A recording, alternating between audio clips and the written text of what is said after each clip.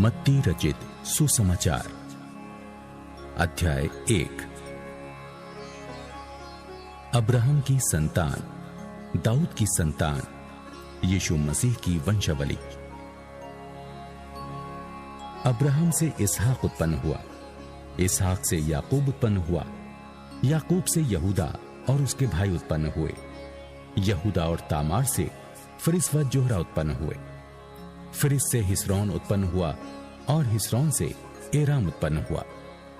एराम से अम्मीनादाब उत्पन्न हुआ, अम्मीनादाब से नहशोन और नहशोन से सलमोन उत्पन्न हुआ, सलमोन और राहब से बोअज उत्पन्न हुआ, बोअज और रूत से ओबेद उत्पन्न हुआ और ओबेद से यिशै उत्पन्न हुआ और यिशै से दाऊद राजा उत्पन्न हुआ और दाऊद से सुलेमान उस स्त्री से उत्पन्न हुआ जो पहले उर्रियाह की पत्नी थी। सुलेमान से रहबाम उत्पन्न हुआ, रहबाम से अबिय्याह उत्पन्न हुआ और अबिय्याह से आसा उत्पन्न हुआ, आसा से यहोशाफात उत्पन्न हुआ, यहोशाफात से योराम उत्पन्न हुआ और योराम से उज्जियाह उत्पन्न हुआ, उज्जियाह से योताम उत्पन्न हुआ, योताम से आहाज उत्पन्न हुआ और आहाज से हिजकिय्याह उत्पन्न हुआ, हिजकिय्याह से मनिश्शाह उत्पन्न हुआ, मनिश्शाह से आमोन उत्पन्न हुआ और आमोन से योशिय्याह उत्पन्न हुआ और बंदी होकर बेबीलोन जाने के समय में योशिय्याह से यकुन्याह और उसके भाई उत्पन्न हुए। बंदी होकर बेबीलोन पहुंचाए जाने के बाद यकुन्याह से शालतिएल उत्पन्न हुआ और शालतिएल से जरुब्बाबिल उत्पन्न हुआ, जरुब्बाबिल से अबीहूद उत्पन्न हुआ, अबीहूद से इलियाकीम उत्पन्न हुआ और इलियाकीम से अजोर उत्पन्न हुआ, अजोर से सदोक उत्पन्न हुआ, सदोक से अखीम उत्पन्न हुआ और अखीम से इलीहूद उत्पन्न हुआ, इलीहूद से इलियाजार उत्पन्न हुआ, इलियाजार से मत्तान उत्पन्न हुआ और मत्तान से याकूब उत्पन्न हुआ, याकूब से यूसुफ उत्पन्न हुआ जो मरियम का पति था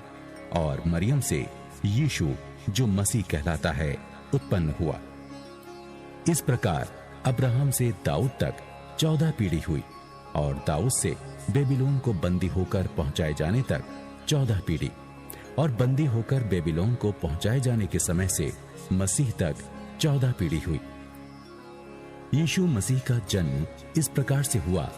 कि जब उसकी माता मरियम की मंगनी यूसुफ के साथ हो गई तो उनके इकट्ठा होने से पहले ही वो पवित्र आत्मा की ओर से गर्भवती पाई गई।